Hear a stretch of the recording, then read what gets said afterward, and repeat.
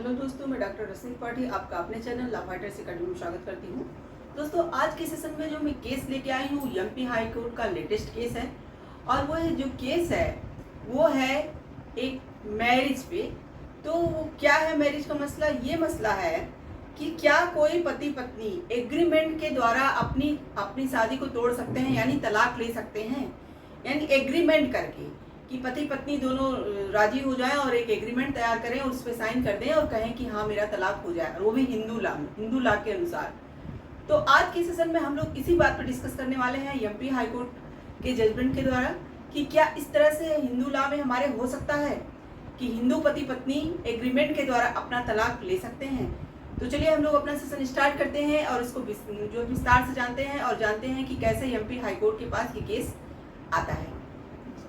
तो जैसा कि ये जो केस होता है वो एमपी का एक केस रहता है। इससे पति पत्नी आपस में शादी करते हैं और कुछ दिनों बाद क्या होता है कि बहुत लड़ाई झगड़ा होना शुरू हो जाता है और पत्नी इनको छोड़ के चली जाती है और एफआईआर कराती है इनके ऊपर आईपीसी का सेक्शन 498A, जो कि हम लोग जानते हैं कि परिवार, रिश्तेदार, नातेदार और पति भी पत्नी के साथ क्रूरता करता हो।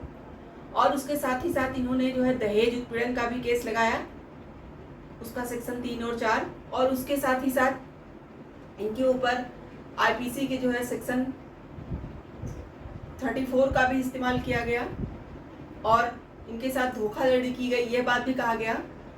और इनका ये कहना था इनकी वाइफ का कि मेरे पति मुझे दहेज के लिए बहुत ही ज़्यादा परेशान करते हैं और बहुत ज़्यादा मारते पीटते हैं और इसीलिए कहते हैं कि मुझे दहेज और ज़्यादा लाओ, जब मैं नहीं ला के देती हूँ तो मुझे मार पीटते हैं और मेरे साथ बहुत ही ज़्यादा गलत काम करते हैं। इसी कारण मैं इनको छोड़ के जा रही हूँ। तो वो इनको छोड़ के चली जाती है, लेकिन ये एफआईआर करती है और कोर्ट से अपने लिए न्याय की मांग करती है। तो जैसा कि अब इनके ऊपर केस चलने लगता है, इनकी फैमिली वालों के ऊपर भी कोर्ट केस चलने लगता है। तो ये क्या कहते हैं, अपने बचाव के लिए ये जो है हाई कोर्ट में याचिका लेके जाते हैं और कहते हैं कि जो भी मेरी पत्नी ने एफआईआर वगैरह कराया है यह झूठी एफआईआर है और इसे खारिज कर दिया जाए। और इसके साथ ही साथ ये एक बात और कोर्ट के सामने रखते हैं कि मेरा और मेरी पत्नी का जो ये एफआईआर करा रही है इसलिए झूठा है क्योंकि हम दोनों ने आपसी समझौते द्वारा एक एग्रीमेंट पे साइन करके पहले से ही अपना तलाक कर लिया है।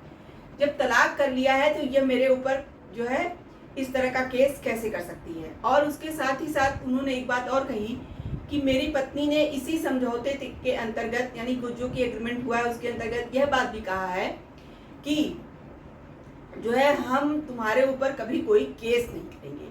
तो ये सब बातें होने के बावजूद भी मेरी पत्नी ने मेरे ऊपर केस किया, तो आप इस केस को खारिज कर दीजिए क्योंकि यह केस ही झूठा है और बेकार है।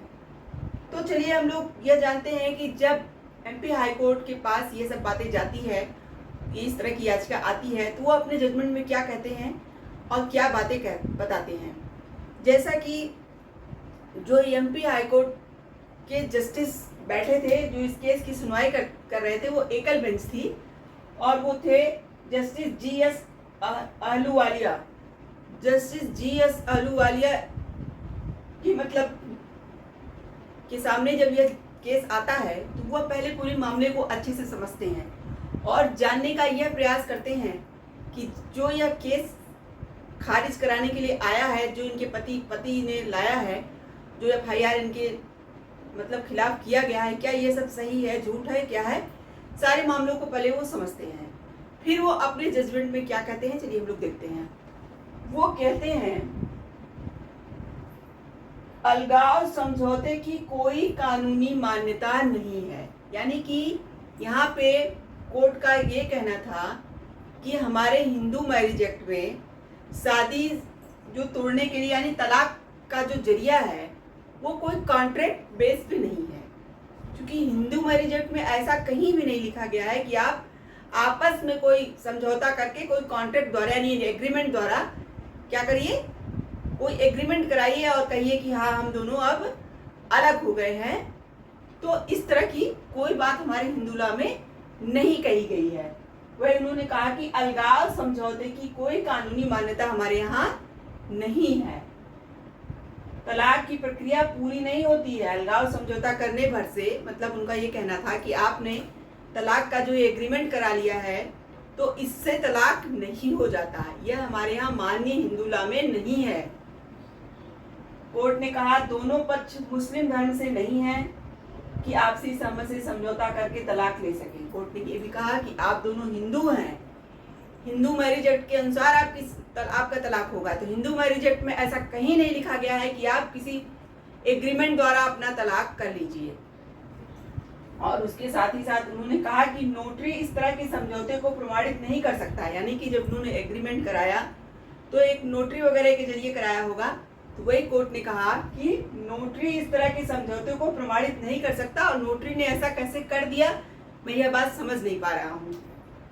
कोर्ट ने कहा कि मान लो तलाक हो भी जाता है। देखिए अब यहाँ पे जब कोर्ट के सामने यह प्रश्न आता है कि आईपीसी का सेक्शन 498A, इनके पति का कहना था कि यहाँ पे अप्लाई नहीं होगा क्योंकि हमारा तलाक हो चुका है। तो कोर्ट ने कहा कि पहली बात तो आपका तलाक मान्य नहीं है, और दूसरी बात मोटे तौर पे हम मान लेते हैं कि अगर किसी भी तरह से ये तलाक मान्य भी है तो भी कोई भी पर्सन, कोई भी पत्नी 498 का केस तलाक हो जाने के बाद भी कर सकती है, पहले अगर उसके साथ इस तरह की क्रूरता की गई है तो। इसीलिए जो यह आईपीसी का सेक्शन आपके ऊपर अप्लाई कराया गया है ये गलत नहीं है।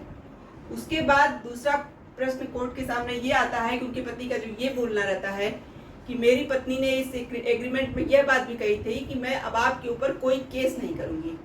तो इस बात पे कोर्ट ने कहा कि पति ने कहा कि पत्नी ने पहले ही अंडरटेकिंग दी है कि वह उस पर कोई कानूनी कार्रवाई नहीं करेगी। तो इस बात पर कोर्ट ने कहा कि कॉन्ट्रैक्ट एक्ट का जो सेक्शन 28 होता है वह यह बात कहता है कि किसी तरह का जो कॉन्ट्रैक्ट है वो कोई कानूनी प्रक्रिया में बाधा अगर कोई व्यक्ति डालना चाहता है तो वह मान्य नहीं होगा। मतलब कोर्ट का यहाँ ये कहना था कॉन्ट्रैक्ट मान्य नहीं है जो किसी भी पक्ष को कानूनी कार्रवाई करने से रोके। यानी कि कोई भी इस तरह का एग्रीमेंट माना नहीं जाएगा। ये सेक्शन कॉन्ट्रैक्ट एक्ट का सेक्शन 28 कहता है कि जहाँ पे किसी भी पक्ष को कानूनी कार्रवाई से ही रोका जा सके। तो इस तरह का एग्रीमेंट मान्य नहीं है, इस तरह का कॉन्ट्रैक्ट मान्य नहीं है। इस बात पे कोर्ट ने कहा कि आप जो ये बात कह रहे हैं कि आपकी पत्नी ने इस तरह की बातें पहले बोली है तो वह भी मान्य नहीं है। तो कोर्ट ने इन्होंने जितनी दलीलें दी सबको खारिज कर दिया और कहा कि और इन्होंने जो एफआईआर खारिज करने के लिए जो है याचिका डाली थी उस याचिका को भी कोर्ट ने क्या किया, रद्द कर दिया। कोर्ट का देखिए यहाँ ये कहना था कि इनकी पत्नी ने जो इनके ऊपर एफआईआर कराया था वो सारी एफआईआर सही थी, सबूत गवाह जो भी उन्होंने देखा था सही रूप से देखा। और उनका यही कहना था कि यहाँ पे जो बातें ये बता रहे थे वो सब भी बातें जो है कानून की दृष्टि से गलत ही थी कि सेक्शन 498A नहीं लगा सकते, या फिर पहले से एग्रीमेंट करके तलाक हो गया है, या फिर अगर एग्रीमेंट में इस तरह की चीज़ें लिख दी गई हैं तो आप कानून प्रक्रिया नहीं कर सकते। तो ये सब बातें आपकी गलत हैं। इसलिए आप जो याचिका लेके आए हैं उस याचिका को ही कोर्ट ने क्या किया, खारिज कर दिया। और उनके ऊपर जो उनकी पत्नी ने केस किया था वो उसी तरह से मतलब चलता रहा, यानी कार्रवाई आगे बढ़ती रही। देखिए यहाँ कुल मिला के कोर्ट का यही कहना था कि हमारे हिंदू मैरिज एक्ट में एग्रीमेंट से आप तलाक नहीं ले सकते हो, ऐसा कहीं नहीं बताया गया है। आपको तलाक लेना है तो जो तलाक के नियम है, जो कानून है, आप उन्हीं के अनुसार जाइए और तलाक लीजिए। आप ये सोचिए कि आप जो है कोर्ट के पास जाइए मत, एक नोटरी के द्वारा आप कोई एग्रीमेंट करा लीजिए और कहिए कि हम लोग का तलाक हो गया, तो ऐसा तलाक मान्य नहीं होगा। तो ये था आज का पूरा मुद्दा। तो आशा करते हैं कि आज का सेशन आपको पसंद आया होगा। आप मेरे चैनल को लाइक कीजिए, सब्सक्राइब कीजिए, शेयर कीजिए और बेल आइकन को दबाइए, जिससे ऐसे ही नई नई जानकारियों से मैं आपको अवगत कराती रहूँ। आज के लिए बस इतना ही। Thank you very much.